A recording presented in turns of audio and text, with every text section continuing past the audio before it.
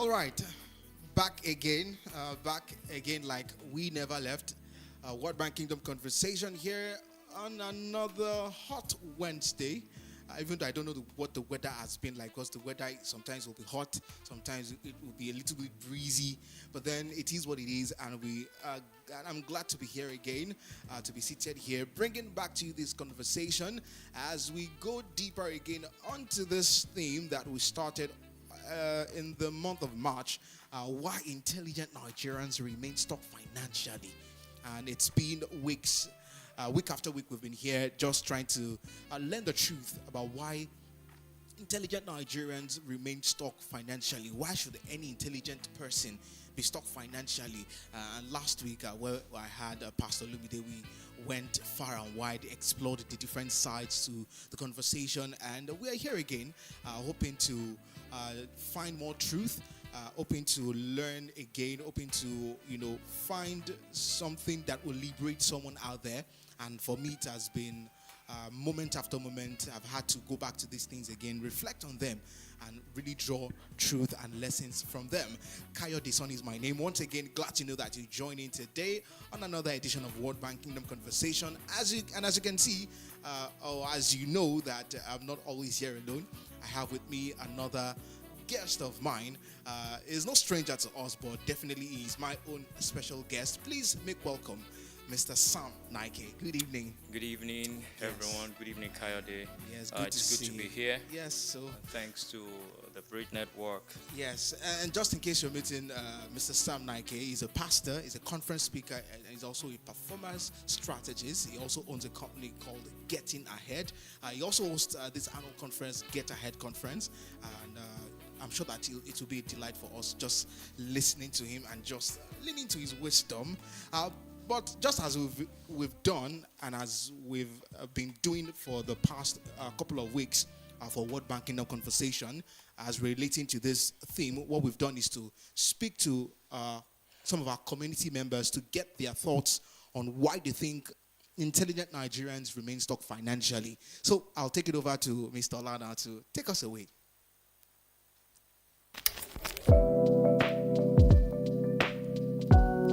There's two perspectives that I have. One is mindset, and the other is systems. I don't think that the government provide systems for people to thrive, and also there's not enough. There's not enough avenues that are open to people who are intelligent to explore. And the next one is the mindset of Nigerians. I don't think Nigerians follow systems properly. That is one. Two, there's this culture of the world owes me something. And I find that if I elevate a little bit, so I know a little bit more than someone else, it means that I have arrived, and everybody else needs to know that I have arrived. And so it hinders them from growing further and also impacting someone else. So that mindset of, okay, if I move one step, everybody needs to know. I'm now as you guys call it, the ogre. So they don't move beyond that, and it can be frustrating. For me, that phrase is contradictory, because if you're intelligent, number one, there are a lot of things you put into play that would make you see reasons why you should not be stuck financially. Now, there's a conventional thought that you have to go to school, you have to pass through, probably become a doctor, an engineer, what else, before you can make it. That's the conventional, thought. So a lot of us over time have left what you call a handiwork, things that people naturally and passionately should do to help them grow financially. So I think that aspect is one thing we need to look at. So two things I've said. There's a contradictory aspect around that, and the conventionality about you have to go to school, finish from school, get a job, and you think you are better financially. So I think there's a contradiction around that. But basically, from what I've come to see, you have to be passionate about something, and you have to work that passion. I think that will help you, grow financially. So these are the reasons, basically. They know it, but they don't apply themselves to it. They know it, but they don't know what next to do. So if you know it and then you apply it, the money will come. It's like you say somebody has the knowledge, has the information. Is that person applying the information to make money? No. But when you apply the information that you have, it translates to Naira and Kobo. I hope I've been able to convince you and not confuse you. All right, for me, I don't feel that intelligent people are stuck financially, because I think it's just a play of words and understanding. The way I see it is intelligent people not being able to, maybe meet their needs or do things that they're supposed to do. Because I think that's what it means when you say someone is stuck financially. You probably can't afford some things. Maybe like a professor now, you are so educated that you cannot afford to maybe do some certain things. So I don't believe that intelligent people are stuck financially. I think it's a problem of the context that we're speaking about. So if somebody who is intelligent can meet basic things, meet basic needs, such a person is not stuck financially. But if you are living in a society where, access to maybe your feeding, your clothing, your shelter, it has been so much heightened such that, an average person can't even afford those things, then such a person will be stuck financially in that sense. I don't believe intelligent people are stuck financially. They're a product or a symptom of a wrong society. So that is my take. Thank you.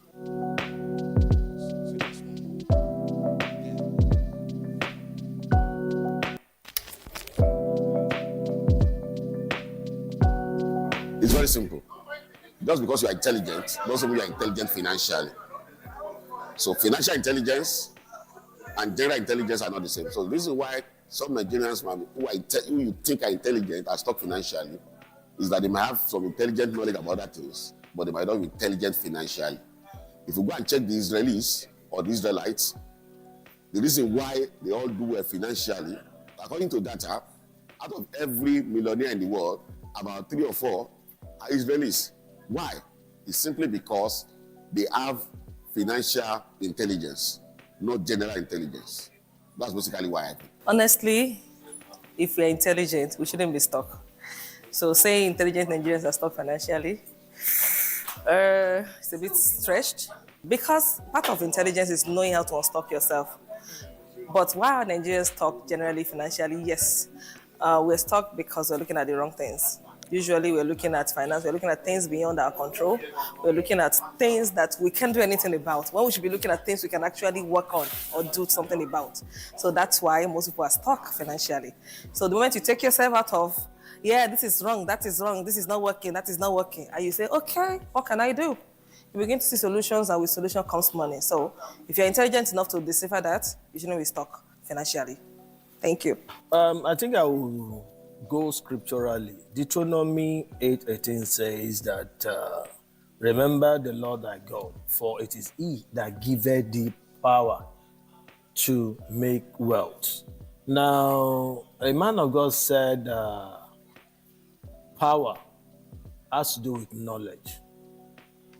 Now, let's go from there. Why is it that intelligent Nigerians don't do well financially? It has to do with the level of knowledge they have. The level of knowledge to be able to navigate the terrain. That is number one. Then number two, the policy, the governmental policy also affect a lot. I've been a victim of some of the policy. Now, number three, I would say the environment. We call it the phenotypic factor. Now, people that are involved, let me say in farming, you'll find out that to a certain extent, farming in Nigeria now is an endangered, let me call it an endangered profession. Fulani harassment goes ahead during the wee hours with their cattle. They devastated the land, and then and again, you find the bandits too, doing all sorts of things. So to a certain extent, you find that even those that want to even invest invest right now find it very difficult to go into the interlands. Majority of us now want to say where it is safe, the city. You and I both know that the city now is congested. If I want to do farming in the city, where will I get the land from? If I want to farm here in Ibadan now, where is the land? So to a certain extent, we need God intervention.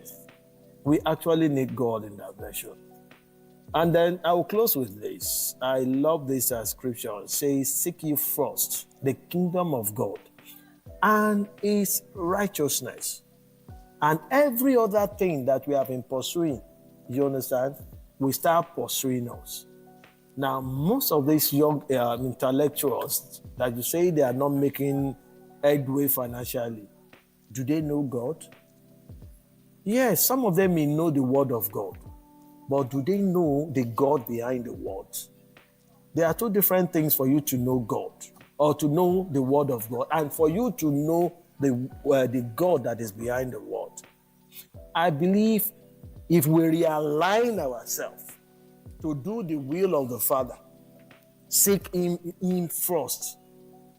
Another scripture says, delight thyself in the Lord, and he shall grant thee the desire of their hearts.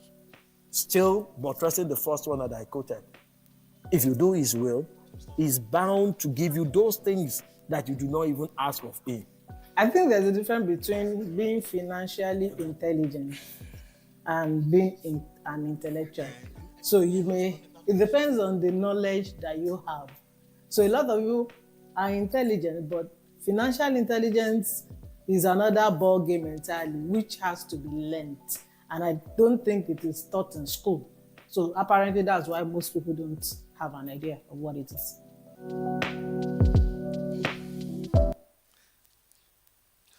All right. That was a whole lot. Hearing from different people, different opinions, different point of view, perspective, and everyone coming from their different, background into this idea of why intelligent Nigerians are stuck financially. But let me start with Mr. Sam Naike. What does it even mean? Yes, I know one of the things we did last week was to actually even define, to see what it even means to be intelligent. But looking at your own work as a performance strategist, as someone who has had to speak to young people over and over, who get to mentor people, from your own standpoint, how have you been able to come to define being intelligent? Thank you very much. So I would say that intelligence is the ability to comprehend situations, events, concepts, and you are able to interpret it as exactly the way it is in such a way that people can also comprehend. You are not intelligent if you are not able to interpret something and you are not able to let people comprehend it just as the way you have comprehended it. So I think basically that is what intelligence is all about. You know and understand the concepts. You know how it works.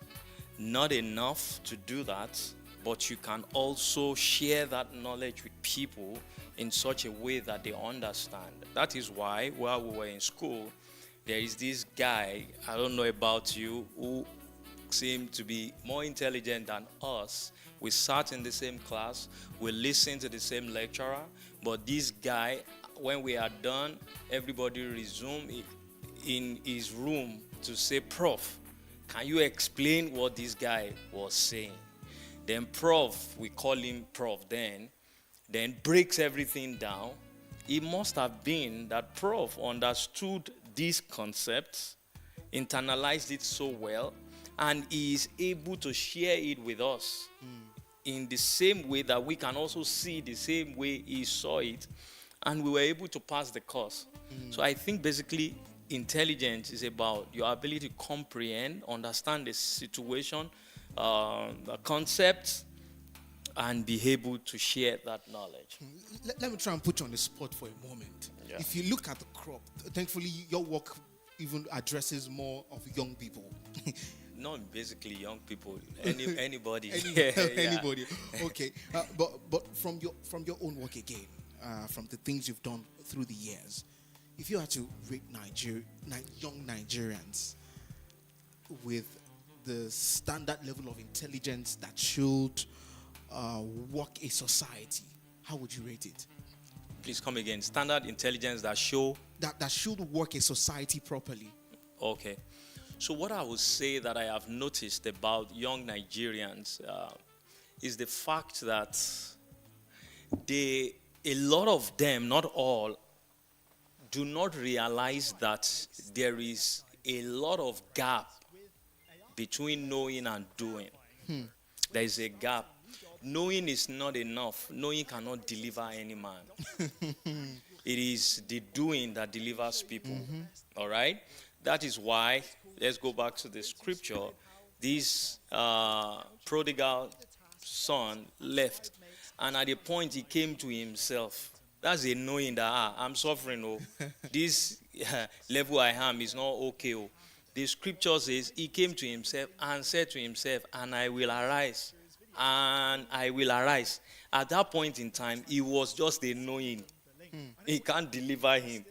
In the next verse says, and he stood up and went. It is doing that solved his problem. So a lot of Nigerians know a lot. They understand. That's where you will see a young graduate who is just leaving NYS and say, when I'm done like this, I understand the whole system. I'll first of all patch. I will chill for 6 months. And strategize very well before I step out. All right? Meanwhile, there's another guy who just left and felt, I don't have to wait. Let me just do. All the things they've taught, let me just do. All right? So doing will do a lot to people. And so I also want to attach it to this intelligence we are talking about. Because there are different types of intelligence, as we have heard from different people who have shared, right? There is this thing we call intellectual quotient. That is what a lot of people have said now in the video you just played. And that, I remember that, not that I remember, that's the reality, sir.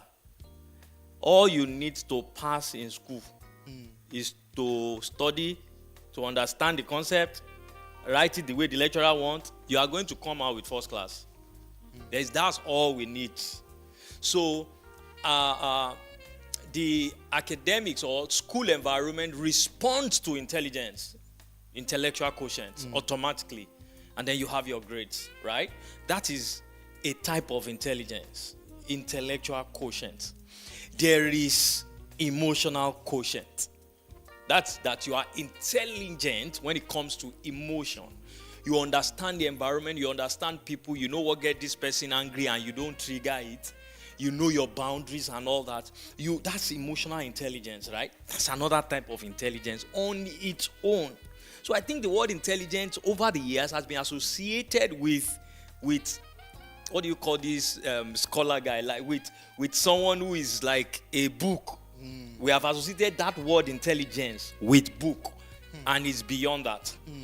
The other type of intelligence is what we call social intelligence, social quotient. Right? You know how to network. When you meet people for the first time, you know how to connect with them, and then establish a relationship. It's an intelligence on its own as well. All right? There is now what they call adversity quotient. Adversity? Yes. There's adversity quotient. That happens to someone who is going through a lot of downtime, a lot of hard times, and is able to go through it, came out of it, still smiling, and people have no idea that this person went through a lot until he started saying it. That person has adversity quotient. How did we know? He did not go into depression. He didn't go and kill himself. He has that quotient. That's a type of intelligence, right? There's another thing we call spiritual intelligence. When you understand the things of the spirit, you know, like that man said, that the scripture says it is the Lord that teacheth thee how to. It's an intelligence on his own to understand that concept. To know that village people can send some things and it happens. You're right. To know that this is what I would do to make the village people not to get to me. All right? Because you will be very naive and ignorant to think there is nothing like that. I mean, some people believe there's nothing like that, all right? It's a personal thing, but I know it works. Those things happen. So there are spirits that are negative. Let me put it that way. So there is a spiritual intelligence, and there is what we also, I'm not sure whether this is in any book. There is street intelligence, of course. There is street intelligence. You understand the street. When you are on the street of Lagos, you know what is happening. You understand what is happening. Maybe in Ibadan, maybe we can say, maybe Mokola. I mean, I really don't know where it's that notorious. I mean, but you understand what is happening on the street. And there's financial intelligence. So I will not say that I have the hack, to be honest. Because it took me years for me to understand that I was operating based on the talent that I have. I don't understand the systems, the intelligence that makes that talent to translate to money, to profitability. Until maybe I was 40. I'm telling you, I really don't understand. It's not that I was not making money, but I really do not understand that there is something called a deep intelligence financially, how to translate the knowledge you have, the talent you have, the gift you have, to really make it bring in the dough. Not that people just hail you and say, hey, this guy is talented, this guy is gifted, this guy can do this guy, no. That's bullshit. All right? you just have to get to a point where you are able to. So it's a level of intelligence. So I would say that to a very large extent, young Nigerians do not know, a lot of them, not all of them, how to fill the gap between knowing and doing. Wow. I really love that, because what you've done for us now is to open up the conversation into different parts, especially with these different levels and different types of intelligence. But just before I get into all of these things, especially to really zoning on this knowing and doing, because I can see that it's almost tying in with what we also spoke about last week. What's the relationship with being intelligent and financially okay? To a large extent, some will say it's more of a personal thing. But for you as a person, if you are to look at it, what's this relationship with being intelligent and being financially okay or financially wealthy? Oh, so there are two different concepts. Or maybe I should say being intelligent can be in anything. You can be intelligent in anything. But to be financially intelligent is a different thing entirely. You understand money. You know how to call money. You know where to get money. Somebody said, in this life, all you must master is that you must be known. That's a level. Everybody must do everything to be known, because you are created to impact your world. So you cannot die unnoticed. It's a sin. That you came, you grew up, and you left, and people didn't know you. To me, it's a sin, a kind of a sin.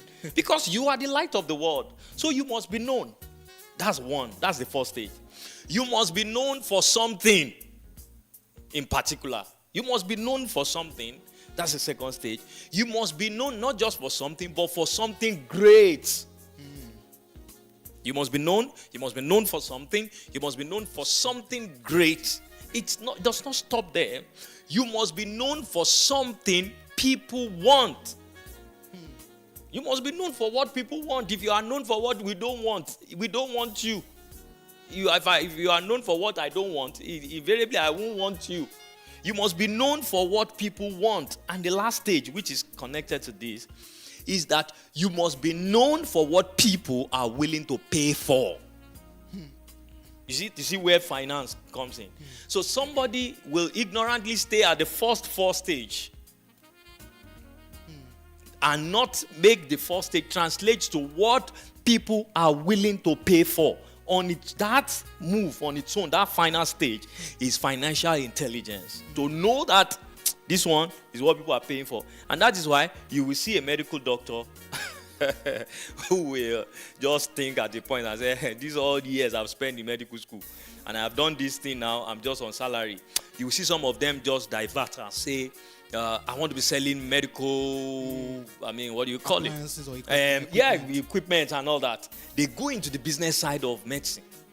And you see them make money. I know one particular medical doctor in this city who has done that. And I mean, he has translated this to quite a lot of other businesses, hotels and everything. Wow. That everybody's, you will hardly know that he's a doctor. Yes, But- I think I know the person you're Yes, talking about. yes. So, but what has happened is that this person understands I will not stay at the level you are all. There is a fine intelligence that I have about this career that many people will not have, and the person diverts and goes there. All right. The same thing will happen to many professors and all that. So, if we associate intelligence to wealth, all the professors we know in this world should be wealthy. So from this explanation now, so that means that someone can be intellectually intelligent but lack financial intelligence. It's possible. You can be emotionally intelligent also and still lack financial intelligence, which means that if we have to put it on a scale, one is higher than the other, and for anyone who is seeking to live a financially okay life, there's got to be that point where they have that financial intelligence. But something caught me while you were talking. This translating, being able to translate one level into another, right? Someone can be intellectually intelligent, but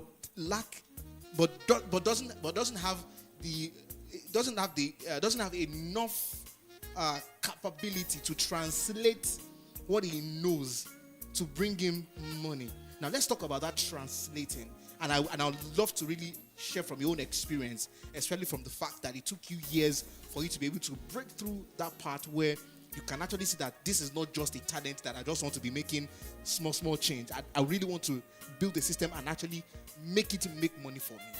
Yeah, so if you are talking about translating that whatever intelligence one has to financial intelligence, if I get you very well, I would say that, let me start by saying that all forms of intelligence everyone should embrace all forms of intelligence, right? Because it's better if you have all of it. It will all translate to this finance that we are talking about. For example, if you are emotionally intelligent, you all know when you are supposed to beat down when you are negotiating, to say, it's like this person is already, okay, we go to 3 million. We do the 3 million, no problem. All right? You are intelligent emotionally. You already sense the boardroom like, this thing. Okay, $3 million. That's cool. We'll do that instead of 5 million, right? So that works. But what is most important now is that a lot of people just have the knowing, but the way to now translate it is another intelligence on its own. And the first thing that will help you is to build systems. You know why I laughed? It's because in the last couple of months here at TBN, we've been teaching systems. Good. Please go on. Yeah, is to have systems. System that, you see, nobody can just break it anyhow. It's already laid down. So people who wants to engage you, who wants to enjoy what you have, who feels what you have can benefit them, will have to go through the system. You get what I'm saying? So building system makes it look like you know what you are doing, and people feel, I think I can now part with my money. All right? So when we started out, we just want to go to a place, just say, oh, please come to this place, come and speak. And then you want to just go there and speak. And I did that for a lot of years. I didn't regret it 100%, but I had now come to realize that it could have been done in a better way. Because when you show up too much, it also shows that you are cheap. So I built a system later on to say that I'm not going to show up, I'm not going to show that I'm available like that, so that you can know that I am not cheap. You see how the money will change. Now that they now understand that you are not cheap, you can then call a price and then they pay for it. It's because I eventually said, okay, I need to start building system now that can now make this thing to translate into financial, liberty and all that. So systems is very key in trying to translate what you know into profitability. So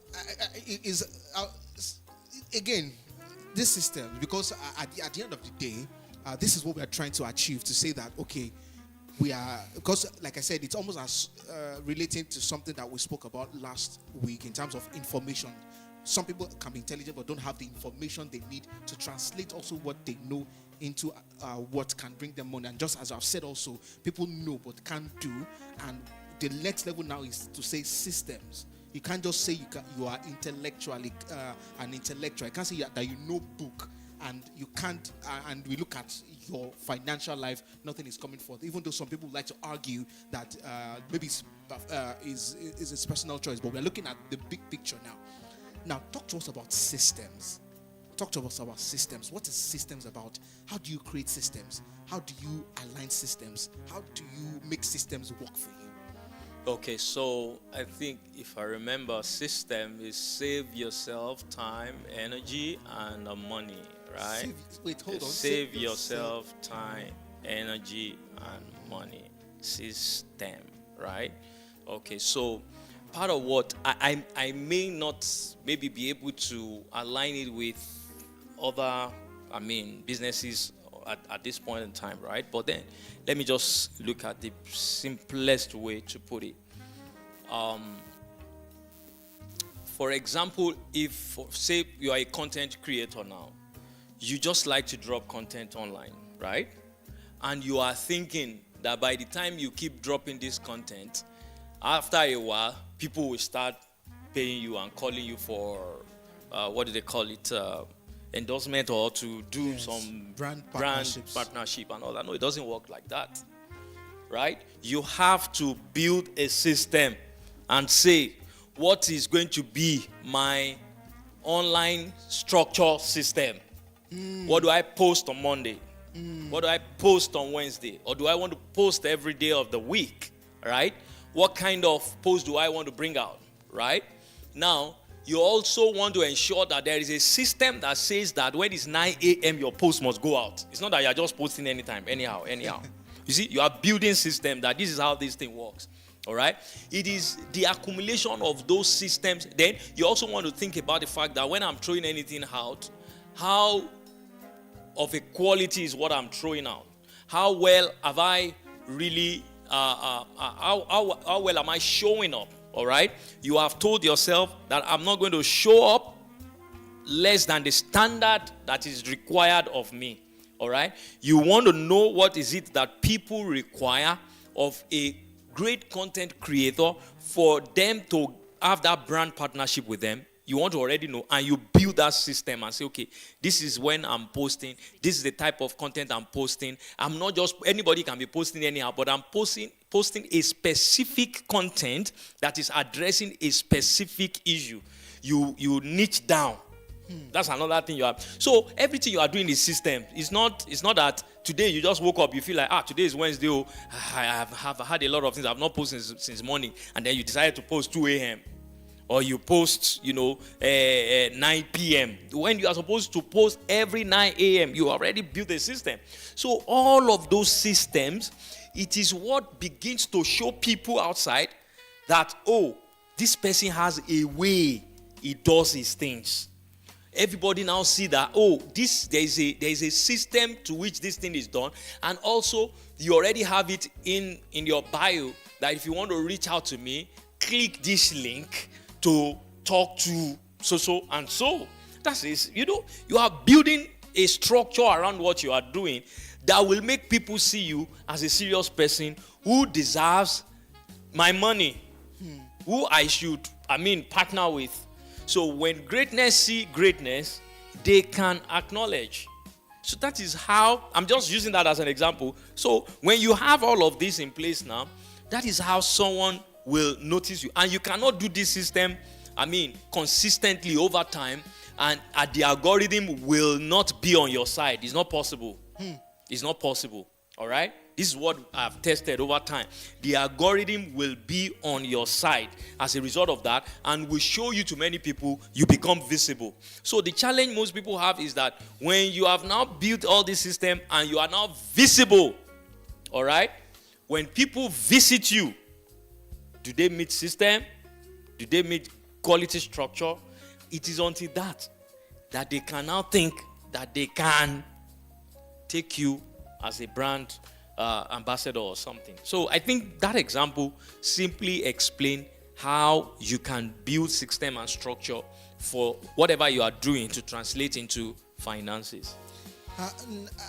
Now, my response to that will be how another person might be thinking to say that, but then how can you build a system in a setting or a system or let me say system in a society that is sort of volatile, that is inconsistent, right? So, someone would like to argue to say, okay, how can I build a system that to ensure stability at a time or in a society that feels like someone can just wake up tomorrow and say, no, we are doing this, and then some things just wobble around. So we cannot shy away from the fact that there will be uncertainty. Life is like that, and that is why I'm trying to look for this word. Or uncertainty will definitely come in. VUCA, the word VUCA, right? We are in the VUCA world. There's vulnerability, uncertainty, and I forgot the other. It's an acronym. You can check it out, those of you watching us online. We are in a VUCA world. So I want to bring out the word. It's an acronym, all right? The word the U is uncertainty. It happens.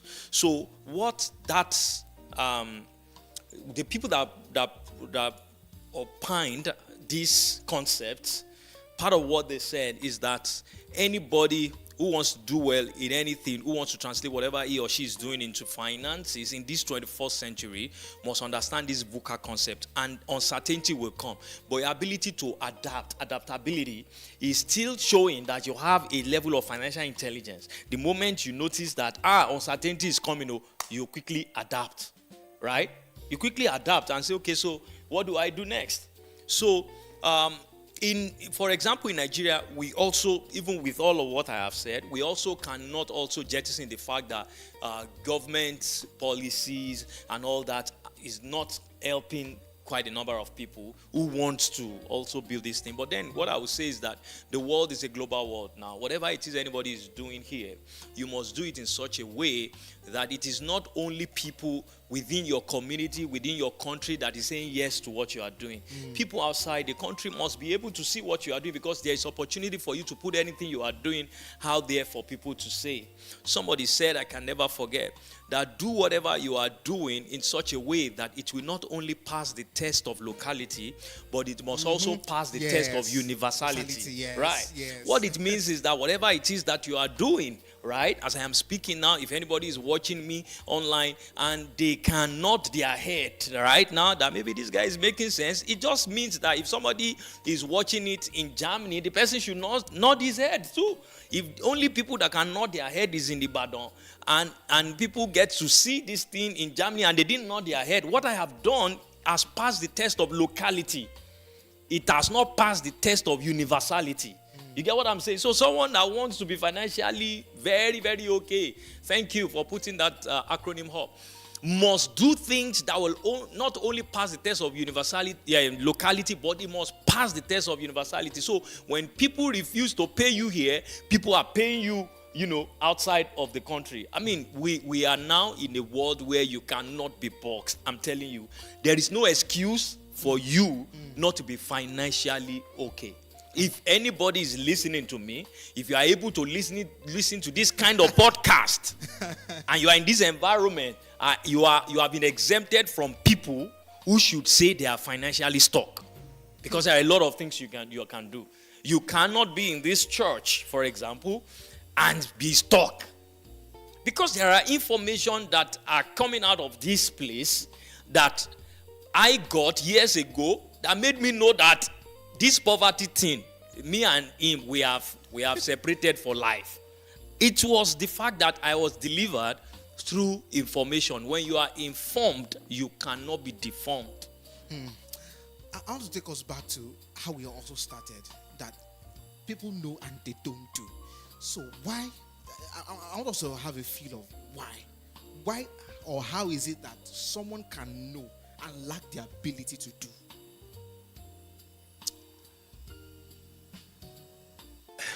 So I think it's human nature to want to play safe. It's human nature to not want to step out. And I usually say that there are 3 F's that will give you F9 in life. There are 3 F's that will make you to be given F9 in life. You know F9 is failure, in Nigeria, right? So when you fail a particular course in school, you can rewrite it. And you can still pass. And you can still... And in fact, when we fail in class while in nursery school or secondary school, our parents can hit us and beat us and do all of that. But when you fail, have F9 in life, nobody will beat you. It is life itself that will beat you. So let me connect it with this. That there are 3 F's that will make anybody have F9. And these 3 F's, so that I may fail on this podcast. Why intelligent Nigerian remains stuck financially? Are you already financially free like that? You see, if I held that thought, I won't come. I will say no to you. So I would have said no to you when you reached out to me. So the fact that you are thinking, I may fail, will not make you do. But we know it's not that you don't know this concept. It's not that you don't know, but you are like, I may fail. That will not make anybody do. So the first F is failure. The second F is fear. Is fear. False evidence appearing real. The fear of, what will happen? Do you think people will receive me? Do you think this thing will work out? Do you think this thing will produce the results that I want? So fear will make people not to step out. All right? The third F, which I will break down, is friendship. But when I say friendship, friends, I don't mean friends like that. I mean people around you. The friends you have around you can bring toxicity to your life. Right? If you have toxic people around you who don't believe in what you believe in, who don't believe that you can be financially free or anybody can thrive in this environment, those kinds of association will not allow you to do. Because you have had a lot of no's. You have had a lot of it's not possible from them. And these people can even be our family members. Some will tell you that we know where we came from, we know our family background. You see, all of this information, they are doing something, they are reprogramming us to think that we cannot do it. So the reason why people know and not do, amongst many other reasons, I will say is tied down to these 3 F's. So when these 3 F's hit you hard and beat you down, you will have F9 in life and in finances, because you will not want to take risk. You don't want to take risk. Let me tell you this. When we left the university, again, I will not say that I do not regret it 100%. I do not regret it, but I also now realize I did not regret it, but I also now realize I should have done some things better, right? Over the years. I'm 45 now, all right? What I'm saying is this. When we left the uni, and I'll tell you how it has paid off for me. The people we left, some of the colleagues we left together, some left immediately and they believed that, I need to get a job. That's a mindset of a type of intelligence. That I need to get a job so that they can pay me. I'll start life gently, so that we can rise, right? I left and said to myself, with what I know already from Jesus Embassy, from TBN, with all the things that I know as an undergraduate and as I just finished, I said, no, what I know, I want to go and sell it in management consulting. In training, in all of that. So I went out straight. They went to look for job and they got job, 100K per month. The big guys then, maybe 150 per month. But I went to volunteer in a consulting firm for free for an entire 1 year. After 1 year, I started out little by little. They are getting 150, for example, monthly. When I started getting gig, I am getting 300 for 1 day. So my 300, one day is their 2-month salary. Then as time progresses, I started to get 10 million, 15 million for 3 days. After that 3 days, I can rest for the entire month. I can say I'm not doing anything and just be scrolling through my phone for the rest of the month. Now, calculate 150. That would be their baby. How many years salary? 150 times 10. That is how much? That's 1.5 million. Right? Now, see, if I get this 15 million in 3 days, I mean, that was what made the difference. So I was able to do some things quickly than some of them. But a mentality, intelligent mentality, like intelligent quotient, I'm intelligent, I'm crashing the work and all that, what they are giving me, the scope of the stuff manager is giving me, I am crashing it, they are promoting me. With all of that, I am still able to do big things, right? With the income. You get what I'm saying? So I decided to go that route because of what? I disdain fear, I disdain failure, and I said, the friends that would talk negativity around me, I don't want them. Can you see the difference? So those 3 F's made me to do. The other people, are they wrong? No, they are not. It's just that everybody chose their type of intelligence. I felt this route, this thing will come in quickly. I might suffer for some years, but the time when they start rolling in, they will still not meet me.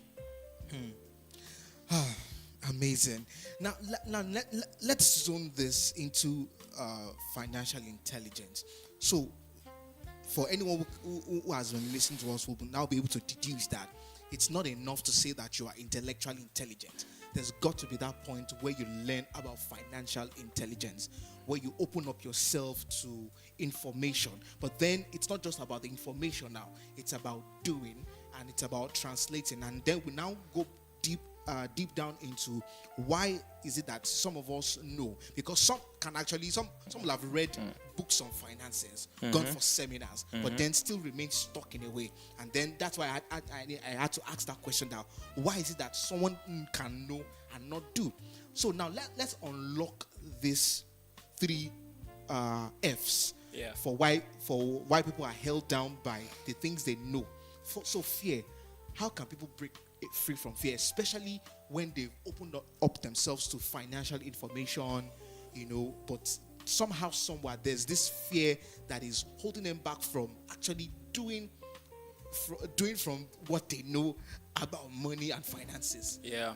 So fear will always come. Fear is always resident in us, right?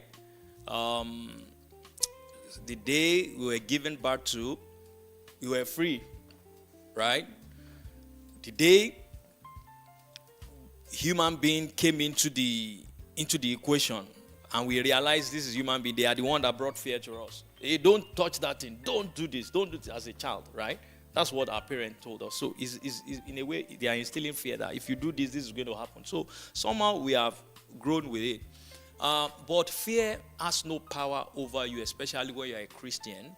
And that does not mean that you will still not have it. But in the presence of fear, courage is what you do even though you are afraid. That is courage. You are doing it afraid. So fear will always come. Before I stepped on here, I was nervous. All I needed to do is to breathe in and breathe out. It happens all of the time. When I'm about to hold microphone, nervousness will come. But I have come to realize now that it is like that. It will always come. People watching me at home does not have an idea that this guy does not have anything on his head. They don't know. They are not thinking like that. Let me say it that way. It is you that is thinking that will they not? So I don't care. I know fear will always come. All right? But we have to disdain it. Last year, 2024, I put some thousands of dollars into forest, and I cried when the whole thing crashed, right? I cried, and I moved on. 2024, and I moved on. I cried, told my wife. My wife was like, "Hey, we should not have." We cried, and I moved on. I was not afraid, and I did it. By 2025, it will shock you to know that I saw another, not all these nonsense investment. I mean, those ones and I put in money and I laughed. So what has made the difference is that risk is part of intelligence, of financial intelligence. You have to risk things. When you see someone land, bought, and I bought it, I didn't know anything. Later on, somebody went to secretariat to help me check, and they say it's at the corridor of Kinikon. They say it's at the corridor. They call it corridor. It's at the corridor. I bought it. I bought it.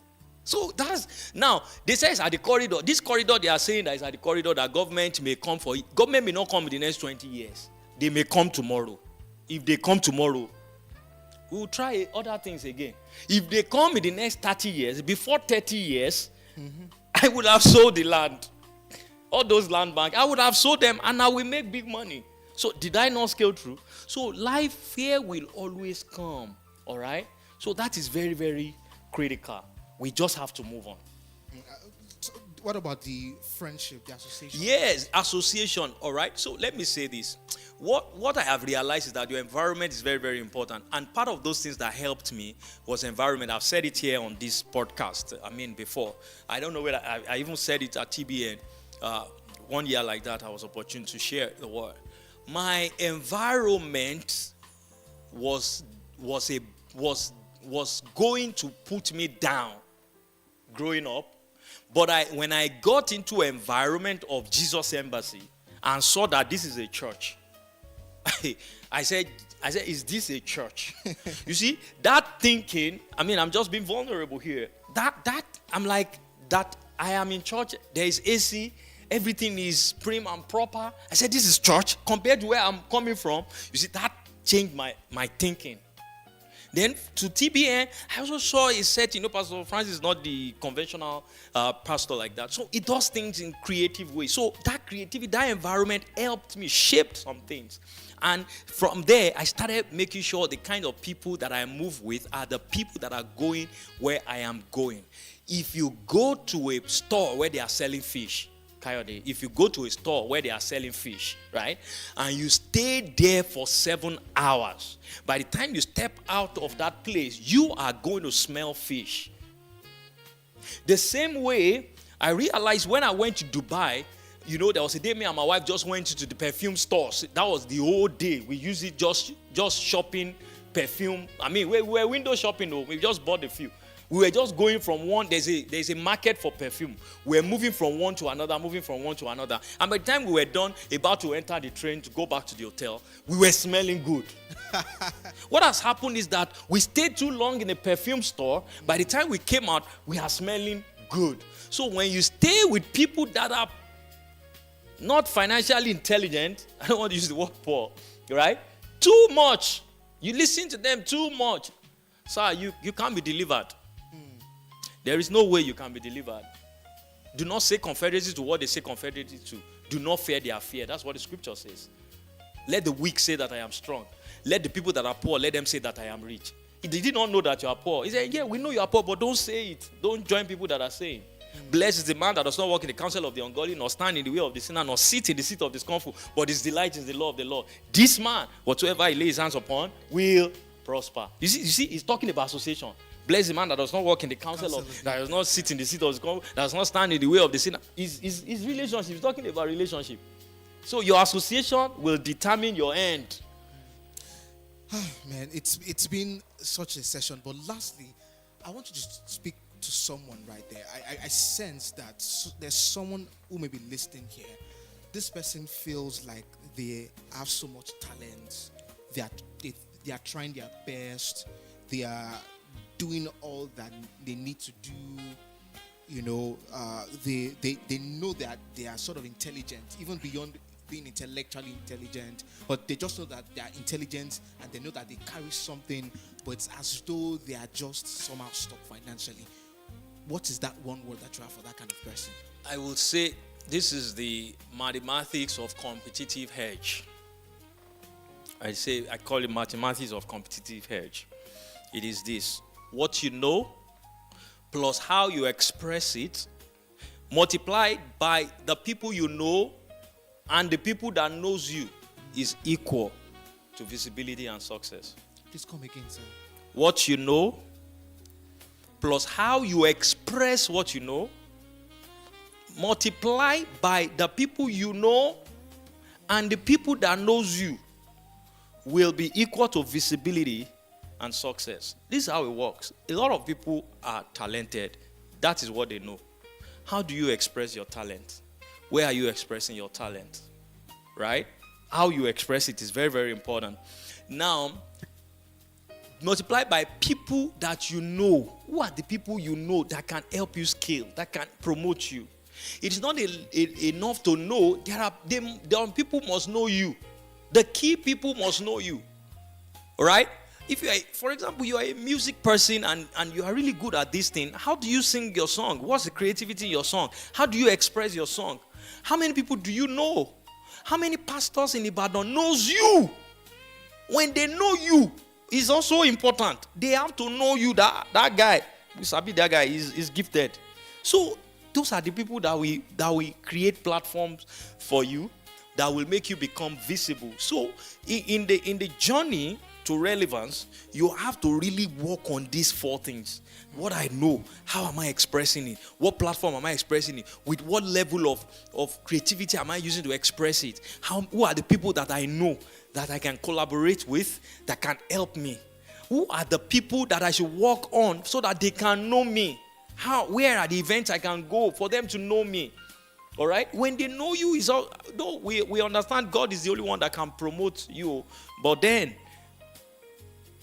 human beings.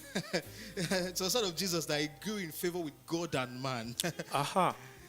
Well, I want to say thank you for this time out. It's been refreshing. It's been liberating. Just hear you share from your wisdom and in the different dimensions that you've spoken from. So you've heard all that has been said. I don't know where you are or where you think you are. It is my hope that you will take all of this information, think on it again, meditate on it. Faith comes by hearing, and hearing by the word of God. You are intelligent. You know that you have something inside of you, but there's something that just feels stuck. It is my hope that all of that which has been said to you you'll not just hear it and say, well, I'm hoping that you'll be able to get it. But if I'm to tie things around, I think everything has basically been centered on the fact that people may know and not do. So for some that don't know, they need to go and know. For some that know, it is time to begin to do. And today we've learned how to begin to translate what we know into that point where we begin to do in terms of the systems, and then to cap it all off, the mathematics of the mathematics of relevance. I think yeah. So what you know, how you express it, the platform, and the people that know you. Let's just think on these things, and it's my hope again and my prayer that all of these will reach down to your soul and you can begin to work things out and they will do you good. Once again, thanks to let me call you Pastor for Thank the closing. you. Pastor Sam Naike for this moment. Yes, with that we've come to a wrap. We've come to the end of today's edition and this month's edition for Word Man Kingdom Conversation. Do join us on Saturday for our leadership meeting. And yes, on Friday, just before we get to Saturday, on Friday, thank you very much. We have an all-night prayer meeting here. Execution begins at the altar. We're just coming together to seek the face of God, to hear and learn from Him about what He will have us do for the next phase of our lives. And then on Sunday, we come again for the Real Success Seminar by 8 a.m. and then the network service by 9:30 a.m. Don't forget to also follow us across our social media platforms and on YouTube, and follow us if you'd like to follow up on our messages. Our messages are on Telegram. And also, if you're a freelance or you want something different from working from home, we have the New Streams Hub here where you can come in and just find your way. We have unlimited Wi-Fi. Just come around, get chilled, and get work going here. Once again, special thanks to Pastor Sam Naike for this moment. With that, we come to an end. And until I see you next month, God bless you and bye for now.